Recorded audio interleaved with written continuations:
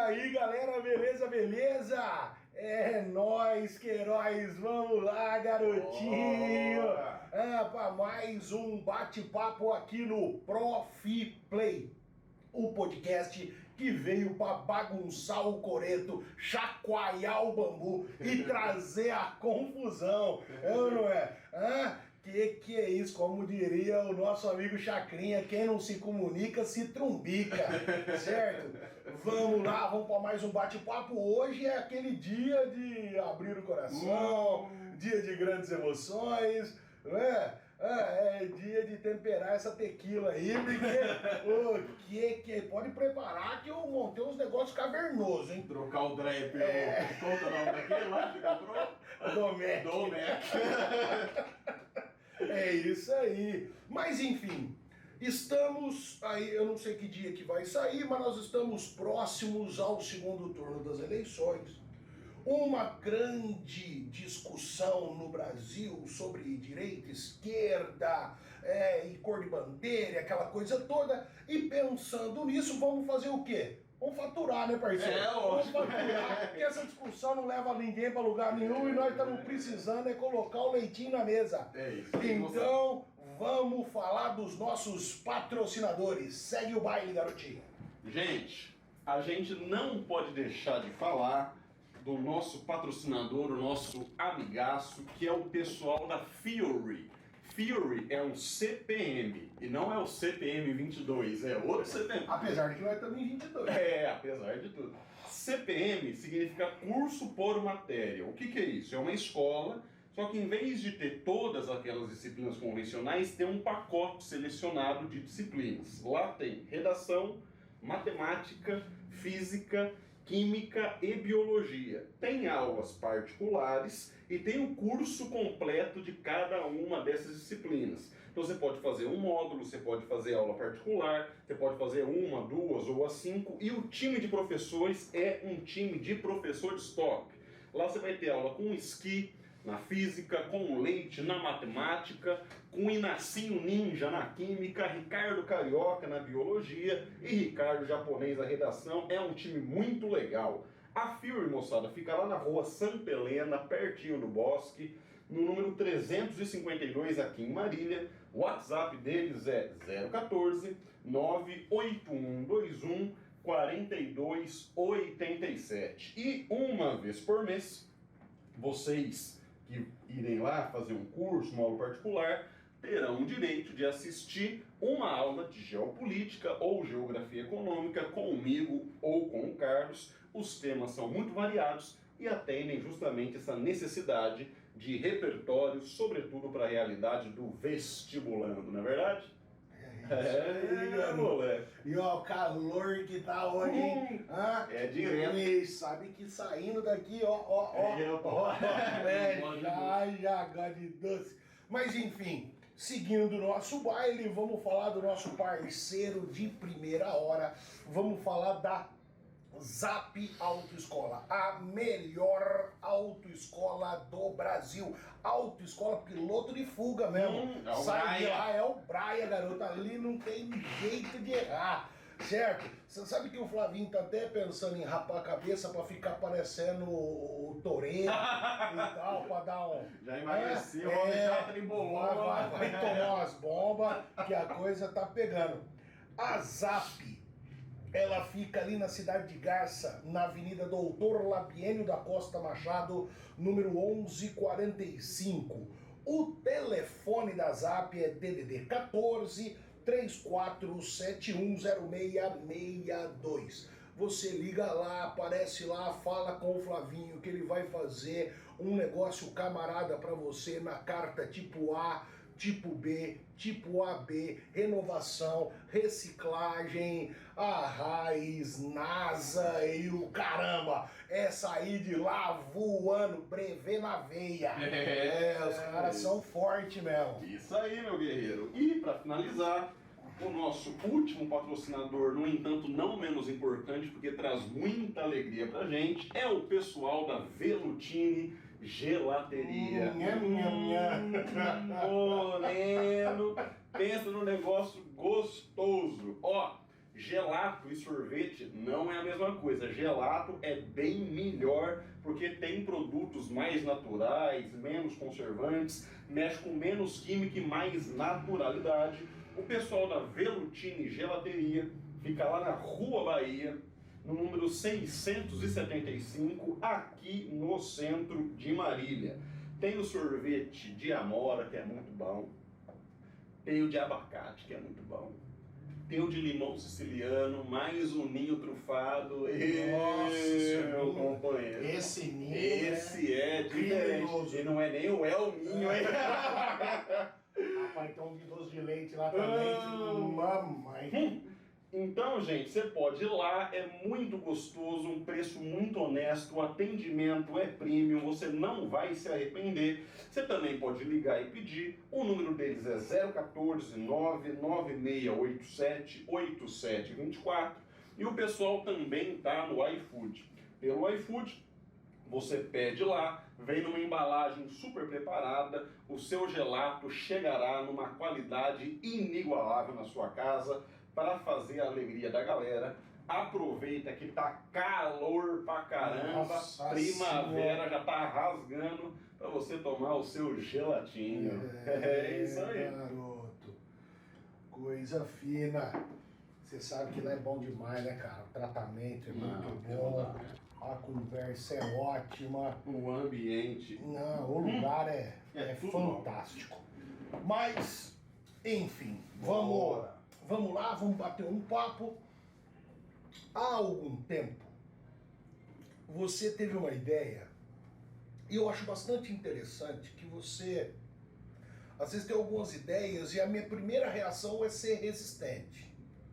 Quando você falou, logo no começo do nosso projeto, você falou assim, pô, vamos fazer o papo de professor e tal, contar história engraçada, blá. Eu achei que isso não ia dar muito, sabe? Falei, sei lá, não sei se isso aí... Pô, e pega bem pra caramba, a galera adora, sempre comenta e tal. É campeão de audiência. Então eu falei, poxa, aí você veio com essa conversa da gente fazer um bate-papo diferente, onde um acaba meio que entrevistando o outro. Eu uso o termo meio que porque a gente não é jornalista, né? Então, enfim. Mas, foi muito legal a primeira vez. Você fez várias perguntas para mim e a gente conversou sobre um monte de coisa. E agora chegou a vossa vez. Maria cheia de graça. Chegou a vossa vez. Enfim, e você sabe que eu não sou um cara de conversa. Eu não gosto de vírgula, você percebeu, né? Eu não sou um cara muito bom com vírgula. Você não lembra. O papo é reto, assim. É reto e ponto final. O negócio é tiro direto. Meu pai. Então, nós vamos lá. Bora! Né? Vamos lá. Eu vou só fazer aquela subidinha nos óculos, assim, porque senão o tio não enxerga. A idade chegou, né? Bateu doído pra nós. Mas enfim, menino Lucas Taoni. Fala, meu querido. Antes de você se tornar essa pessoa ilustre, requisitada, esse intelectual multimídia e multifacetário que nós temos aqui no Oeste Paulista, né? Um cara que escreve para jornal, um cara que tem um podcast, um cara que atua no ambiente universitário, enfim. Antes de tudo isso, você foi um menino, né? Um menino, o Taoninho, né? Tchutchuquinho, magrelinho. Pai, eu queria que você falasse um pouco da sua infância, das grandes referências aí da sua infância. Quando você nasceu, de onde você veio, o que você gostava de fazer, que droga você usava.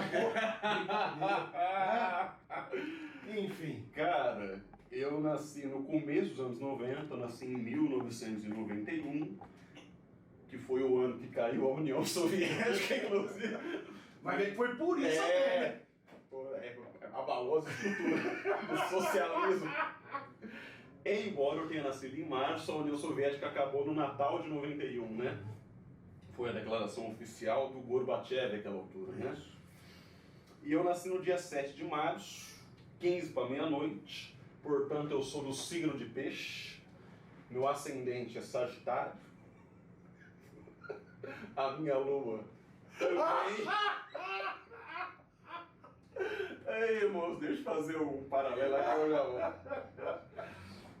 Eu sou solteiro e antes de ter um relacionamento razoavelmente longo, recentemente eu também era solteiro. Eu fui conhecer uma moça uma vez, cara, das sociais da Unesp, tipo aqueles dreadlock grosso, aquela saia de crochê, blusa de crochê, meia de crochê, aquele pacote completo.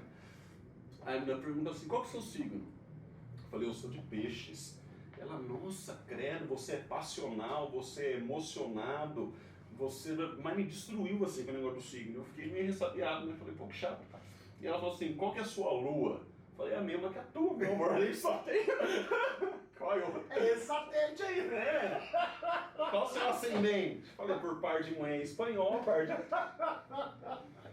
Nasci em São Paulo, mas não vivi tantos anos em São Paulo. Quando eu tinha mais ou menos 12 ou 13 anos, minha família decidiu que pelo bem da qualidade de vida da família, seria melhor a gente se mudar para o interior. E aí minha família foi para Valinhos, e meu pai ficou durante muitos anos, olha, arrisco dizer que durante uns 20 anos mais ou menos, fazendo migração pendular, todos os dias. Não havia home office, né? Então todos os dias acordava em Valinhos, ia para São Paulo, trabalhava no centro de São Paulo, ali na região da República o dia inteiro, voltava para Valinhos, o que conferiu para o meu pai uma carga de vida estressante que deve ter sido um fardo muito difícil de carregar. A cidade de São Paulo, você sabe que mexe muito com as pessoas, porque é uma cidade muito problemática, mas esse traslado diário, que é uma coisa que a gente faz, só que a gente roda aqui num ciclo de interior que não tem trânsito. De vez em quando tem um Parecida na estrada, a gente já, que chato. Você imagina um Parecida todo dia na Marginal Tietê, é outro play, né? Então, eu sou paulistano, mas não tenho tanta memória assim em São Paulo. Em São Paulo, eu cursei até o que na época se chamava 7ª série, o que hoje é o 8º ano. E aí eu me lembro que aconteceu uma coisa muito curiosa. Eu estudava numa escola particular, meio baixo orçamento, que estava falindo. E ali perto da vila, tinha uma escola mais de elite, que se chamava Colégio Costa da Zavag. Detalhe, essa escola, que é o CCZ, fica em frente a uma favela da Zona Oeste, que é a favela da São Remo. Então não tem nada mais paulistano do que essa escola, que é uma escola da elite, em frente a uma favela que não é grande, mas também não é pequena. E aí, eu lembro que boa parte do pessoal que estava nessa escola que estava falindo, estava migrando para o CCZ, que é uma coisa que acontece em escolas particulares, né? Uma escola de banda, outra ganha muito aluno. E aí minha mãe foi lá ver o valor de matrícula, material, uniforme, e não dava para eu estudar lá. Até que certa vez ligaram lá em casa e ofereceram um super desconto. Mais tarde eu fui entender comercialmente que tinha sobrado vaga na turma. Então não é que a escola é boazinha, a escola queria ganhar uma querelinha a mais, menos que não fosse uma matrícula integral, né? Aí eu fui estudar nessa escola. Por que eu tô contando essa história? Nessa escola, eu era um estranho no ninho, cara. Porque eu não era exatamente um moleque da classe média alta, da elite paulistana, daquele bairro ali de Zona Oeste. Então eu era meio deslocado, além de ser um menino meio quasímodo, ruim de esporte. Eu era um folclore na escola ali. E aí foi na 7ª série que eu levei o meu primeiro tapa na cara. E tô pra te falar que foi o primeiro e o último, inclusive, que eu não tenho mais memória disso ter acontecido. Porque houve uma indisposição lá com uma menina, o nome dela era Bruna, nunca me esqueço disso, cara. E era uma menina bonita da sala, super popular e tal. E aí na volta do intervalo, ela olhou pra mim, ela veio vindo na minha direção, eu pensei, vai pedir desculpa, né? Desculpa. Mas bateu estralado, bateu doído, chorei que nem uma criança, que de fato eu era uma criança. E aí falei, não, quero voltar pra escola municipal, que era mais legal. Bom, então eu fui um menino em São Paulo mais de ficar dentro de casa, de assistir televisão, de jogar videogame. Ele era um menino mais fechado. Até que, quando eu estava mais ou menos na 4ª, 5ª série, eu acho que houve um problema de orçamento na minha família, que não dava para pagar perua para eu ir para a escola. E meus pais trabalhavam diuturnamente fora, meu pai e minha mãe. Meu pai dava aula, trabalhava em várias empresas, tinha um negócio na Lapa. Aí eu comecei a ir a pé para a escola. O que eu acho que na época deve ter sido desafiador para meus pais, porque você imagina, um menino de quarta, quinta série indo a pé para a escola em São Paulo, embora fosse perto, acho que despertava uma certa preocupação. E aí, a essa altura, eu comecei a sentir um pouco mais o gosto da liberdade, que era o trajeto de sair de casa, ir para a escola e voltar. Às vezes eu fazia até uns caminhos mais longos, para justamente ter um pouco mais de liberdade em São Paulo. Me lembro muito bem, inclusive, do dia 11 de setembro de 2001. Eu estudava à tarde, né? Então eu estava de manhã em casa assistindo TV Globinho. Lembra da TV Globinho? A Fátima Bernardes estragou a TV Globinho, né? E aí eu tava vendo lá Pokémon e as Três Espiãs Demais, as Garotas Superpoderosas. E, menino, quando meu pai descobriu que eu assistia as Garotas Superpoderosas, ele ficou meio preocupado. Mas era legal demais. Aí eu tô lá assistindo minha TV Globinho, minhas meninas superpoderosas. De repente, plantão da Globo. A manchete era acidente aéreo na ilha de Manhattan, né? E aí eu assisti ao vivo o segundo avião se chocar na segunda torre. A gente viu as torres caindo e tal. As minhas aulas não foram canceladas. Eu fui pra escola, tive aula normal. Mas o que me marcou, o meu amigo passou em casa, meu amigo Clayton. E aí ele falou, quem que você acha que fez isso? Você é criança, você tem a menor ideia das coisas. Falei, não tenho a menor ideia. Ele falou assim, eu sei quem foi. Foi o pessoal daquele chapéu comprido de pelúcia. Falei, os russos? Ele foi os russos. Olha o poder do cinema na mentalidade, na psicologia, né, no inconsciente de uma criança.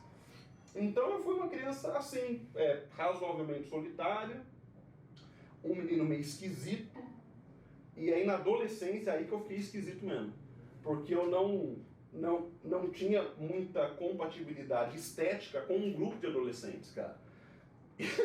E o negócio ficava sobretudo evidente na música e no cinema. Moleque adolescente gosta de quê? Gosta do filme da Marvel, gosta do Batman, gosta dessas coisas. Eu gostava dos filmes do Night Shyamalan, do Lavon Trier, esquisito mesmo, sabe? Glauber Rocha, nada a ver. Eu lembro das músicas, cara. A molecada gostava ou de Linkin Park, que estava no auge, no contexto, ou de Angra. Os moleques mais do rock and roll era mais antes, os moleques mais pop era Linkin Park. Eu gostava das canções traíras de Dorival Caymmi. Então eu fui ser esse adolescente esquisito. Até que assisti um filme chamado O Virgem de 40 Anos. Eu falei, moço, olha eu aí na tela do cinema. Porque, olha, pra mim era complicado. Eu achava que eu ia morrer virgem, cara. O grande medo da criança é não achar ninguém. Achava. Porque, muito esquisito, um pouco introvertido com as meninas, um gosto meio particular. Eu falei assim, não vai dar pra mim não, mas Deus é bom, o mundo dá volta. Ai, meu Deus do céu. E Então foi por aí. E é muito legal, né? Porque você vai falando dos momentos, dos períodos, e nós estávamos em ambientes completamente diferentes, em momentos da vida completamente diferentes. Você estava no começo da facul, né? Em 2001 estava terminando. Nossa. Eu terminei em 2001. Você estava no começo da carreira. Eu me formei em dezembro de 2001. Puta que pariu. Outra vibe, né? Outra pegada completamente. E aí a roda gira. Eu me lembro, você fala de Linkin Park, que era a banda do momento, e eu já era velho, né? Eu já era velho nesse rolê. Mais velho que o Chester. Garotinho, essa história do Cleitinho é ótima. Né? Essa é muito boa. E era Cleitinho que ele tinha 1,80m com 13 anos. Hoje trabalha aí de roubando prédio na mão. Grande Cleitinho. Garoto, e você falou que uma grande angústia sua era como seria a sua vida afetiva, né? Era difícil. A gente vive, e quando eu digo vive, é profissionalmente, a gente enche a geladeira exatamente ajudando adolescentes e jovens a escolherem carreiras e entrarem nas universidades. Uhum. Eu queria que você falasse um pouco de onde que você tirou a ideia de ser professor. Antes da ideia da geografia, a ideia de ser docente. De entrar na frente da galera e falar assim, é nessa vibe que eu vou. Tá. Eu percebi que eu tinha talento natural para falar em público sem querer, sem planejamento nenhum. Eu me lembro, era segundo ano do ensino médio, foi na disciplina de geografia, por um acaso, podia ter sido qualquer outro, e eu tinha um professor muito bom chamado Mauro Feola. A essa altura, o Mauro, ele estava planejando para mudar para a Alemanha. Era um plano, não era uma coisa pública ainda, mas depois eu fui descobrir que ele já estava razoavelmente nesse trâmite.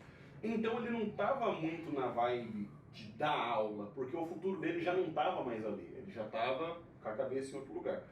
E aí você sabe bem, a gente é professor, existem 1000 maneiras de você dar aula e não dar aula. Uma delas é você criar seminário. É muito fácil. Você cria 10 seminários, isso toma 2, 3 meses. Então tinha seminários lá. Eu desconfio que essa foi a jogada do mal.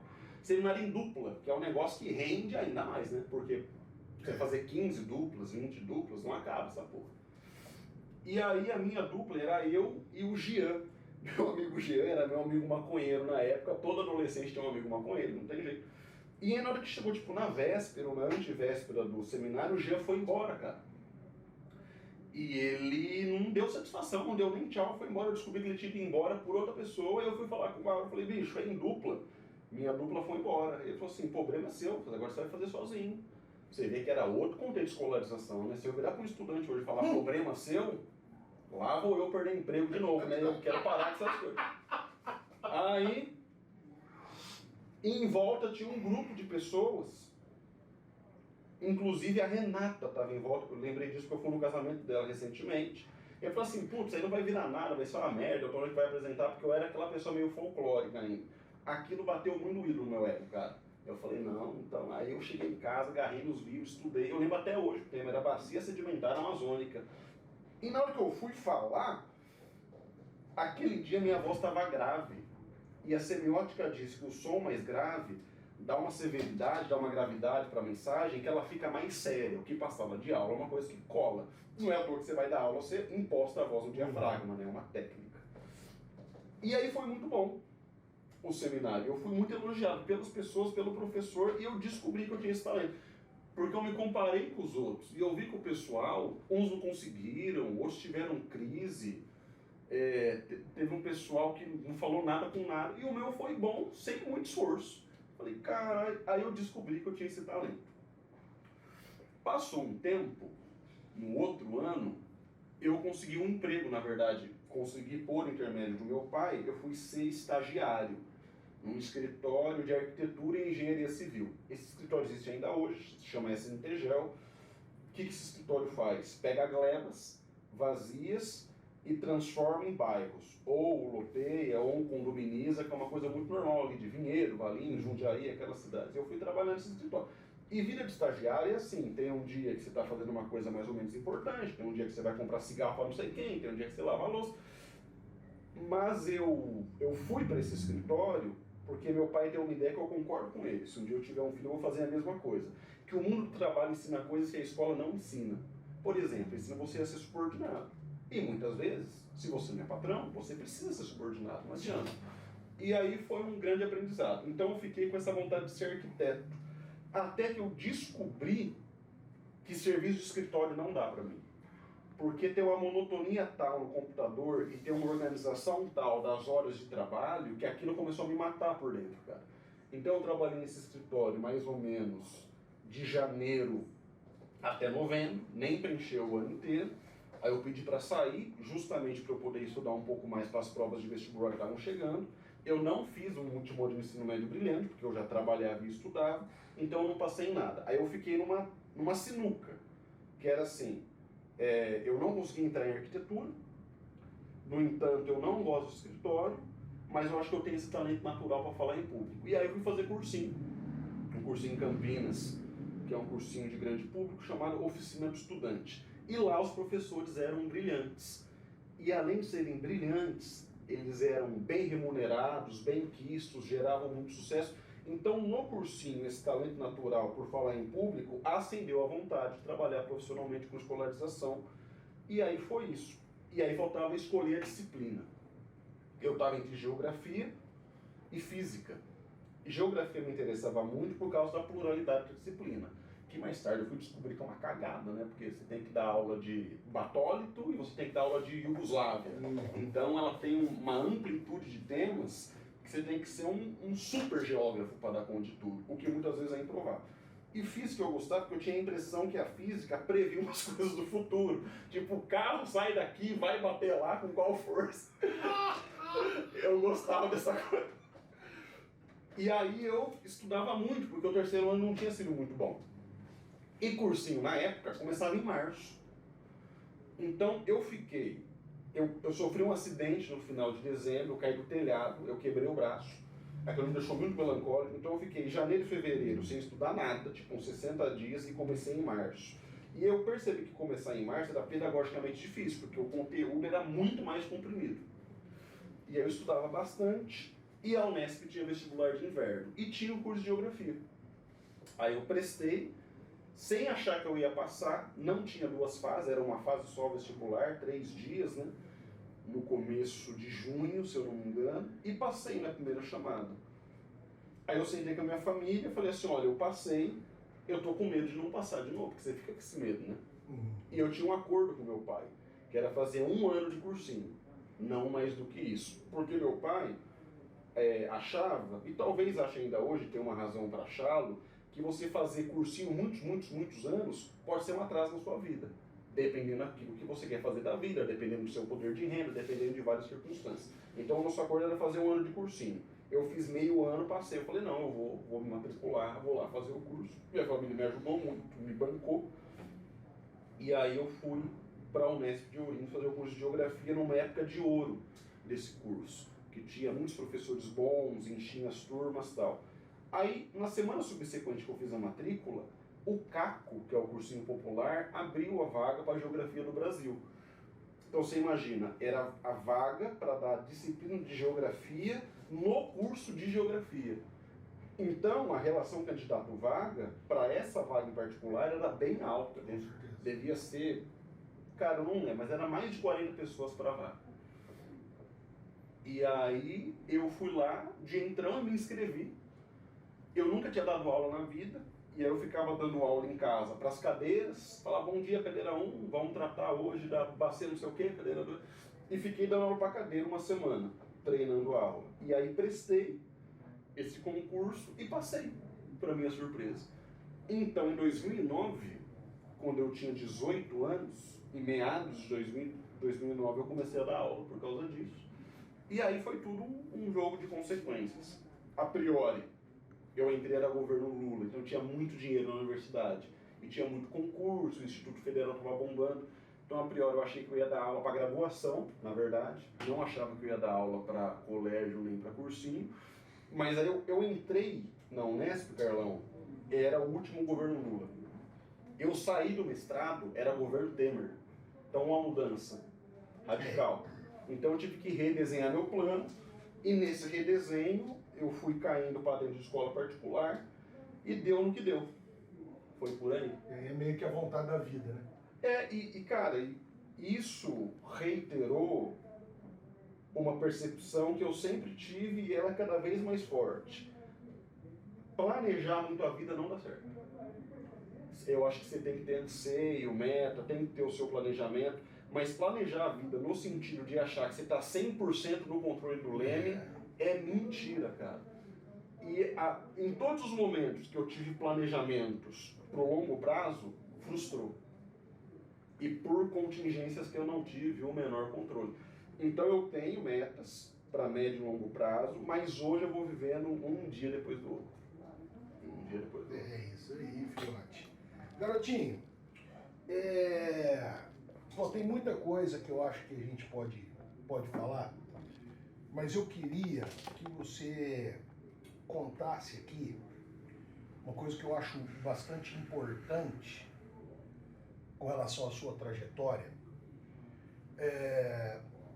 Nós somos amigos, somos parceiros aqui nesse negócio, somos colegas no trabalho da escola, colega de viagem, aquela coisa toda, mas nós somos pessoas de histórias diferentes, culturas diferentes, né, trajetórias diferentes. E eu aprendi que uma das formas de acolher as pessoas, isso é uma coisa dos anos 80, né? Era você fazer bullying com a pessoa. Eu sou bom nisso. Você tá ligado que eu sou bom nisso. Eu sou campeão. Eu rapidinho tô fazendo, né? Sem medo. E eu fiz isso com você, logo de cara. E você pegou muito mal com isso, tanto que nós tivemos que ter uma conversa séria para alinhavar esse ponto. Eu queria então que você falasse um pouco para as pessoas do quanto é importante, que foi aí o ponto do bullying, o quanto é importante para você a história do seu sobrenome. Tá. Essa história é longa e periculosa. Não vai muito longe, porque nós temos que acabar hoje. É assim. Como é que eu posso contar essa história? Na minha família, por razões que tem muito encontro com a história do Brasil, eu represento a 4ª geração de professores que mantém esse sobrenome Taone. O meu bisavô, ele era surdo. Ele era surdo. E aí meu pai, inclusive, conta uma história que, além de surdo, ele tinha uma orelha bem grande e ele conseguia tirar o chapéu, mexer na orelha. Pensa numa habilidade motora esquisita. E aí ele se tornou, atrevo a dizer, entre os anos 30 e os anos 40, professor de linguagem brasileira de sinais. Acredito que era uma linguagem diferente da que é hoje, talvez um pouco mais popular, um pouco mais primitiva até, mas ele era professor disso. Mais tarde, o meu avô, que ainda é vivo, graças a Deus, se chama Benedito Valdir Taone, ele foi alfabetizador de lavradores no estado do Mato Grosso, região do Mato Grosso do Sul, mas não existia ainda Mato Grosso do Sul, isso antes de 77. E é muito curioso, porque ele era nomeado alfabetizador de escola do campo, mas ele não tem nem o ensino médio completo. Ele fala que ele estudou até o 4º ou 5º ano primário. No entanto, naquele contexto, Brasil, final dos anos 50 e início dos 60, ser alfabetizado já era pertencer a uma classe intelectual diferente. E aí ele conta histórias dele estar numa sala de aula e ter uma estudante de 10 anos e uma de 40 assistindo a mesma aula para alfabetizar as pessoas. Mais tarde, meu pai, que é economista, lecionou muitos anos em colégio técnico, matemática financeira e economia brasileira, acho que ele dava aula também de história do pensamento econômico, em universidades menores da cidade de São Paulo. Eu me lembro dele dar aula no Campos Sales, que é na Lapa, na São Judas Tadeu e na Faculdade Metropolitanas Unidas, que é FMU, que o pessoal maldosamente chama de fui mal na USP, aí fiz a FMU. E agora nessa geração tem eu. E tem também o meu primo Ricardo, que é professor de matemática, acho que na área de mecatrônica, da aula em Catanduva. Então, essa coisa do nome para mim é importante. Como eu sou de 91, nos anos 90, os nomes assim masculinos mais recorrentes, eu acho que era Lucas e Rafael, né? Tinha muito. Então, na minha sala de graduação tinha 4 Lucas, cara. Na graduação. Então, Lucas, em geral, era chamado pelo sobrenome. Você falava assim, Lucas, virava uma dúzia, para você não era muito prático, né? E aí, quando eu mudei de São Paulo para o interior, o pessoal começou a me chamar de Taone recorrentemente, então eu me acostumei a essa ideia. Mais tarde, quando eu comecei a dar aula e comecei a inclinar minha vida profissionalmente, a trabalhar com conhecimento, eu achei, ideologicamente, que era até uma missão para mim. Continuar essa trajetória de professores, mantendo a identidade em cima desse sobrenome. Até que, em 2018, um pouco depois da Copa, eu fui contratado pelo Esquema Único, fui contratado pelo Lumen, o professor Picão saiu, fui dar aula em Brotas, naquela região, né? E aí foi difícil, porque enfim, quando você entra com o barco andando, você fica numa situação complicada. E aí eu tentando, e estava numa fase financeiramente meio complicada. Aí quando a poeira sentou, que a gente se aproximou, você começou a zoar eu outra vez do meu nome. E aí foi muito complicado. Até que um dia eu liguei para você, fui na sua casa, a gente conversou e alinhamos esse ponto. Então você percebe o quanto que foi, como diz o Danilo, foi desafiador para mim, porque naquela situação que a gente ficou frente a frente, entrou numa negociação, eu tinha muita coisa para perder, né? Mas eu falei, não, bicho, não é possível, o cara não é um cuzão, ele só tá, né, talvez não percebendo que pra mim é uma coisa grave. E aí a gente conversou, acho que nós conversamos, era final de 19, começo de 20. E aí por uma questão do destino completamente sem planejamento, veio a pandemia, e a gente gravava no mesmo dia, né, lá na escola. Por causa de gente se aproximou e viramos sócios. Mas você vê que coisa, né? Você fala que a sua geração tem muito Lucas, muito Rafael. A minha geração tem muito Carlos. Muito. Na minha sala de ensino médio, nós éramos em 4 Carlos.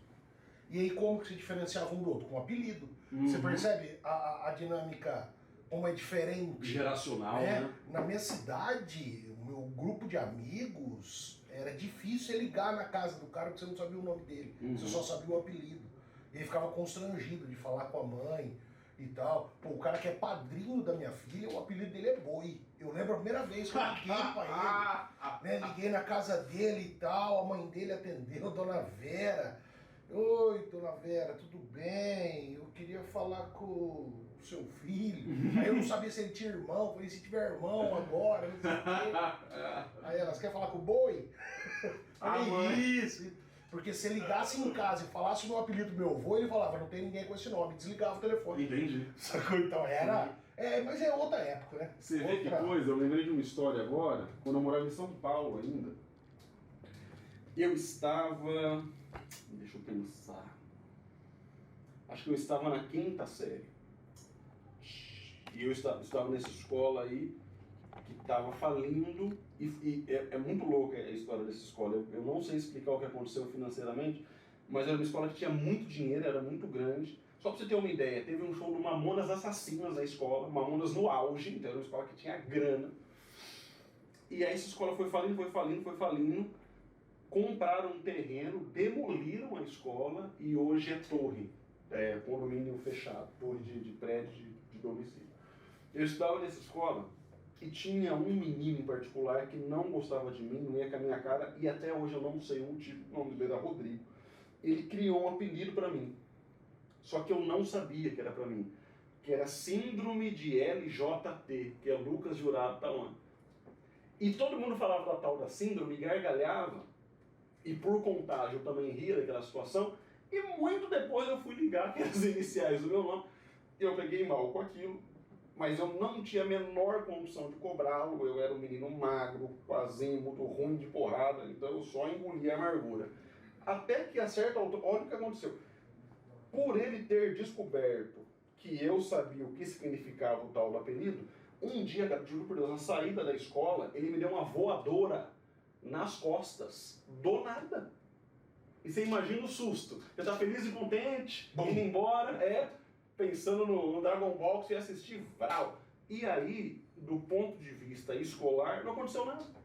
Ficou por isso. Então é doido como com as mudanças de geração, as instituições mudam o jeito que elas se comportam diante de certas situações que no passado não era nada, hoje, dependendo do que acontecer, você vai para a justiça. Né? Escola é um ambiente muito opressor, né? Muito opressor. Mas antes da globalização era bem mais. Não, eu não tenho dúvida. Era bem mais. Agora, antes da câmera... agora tá mais...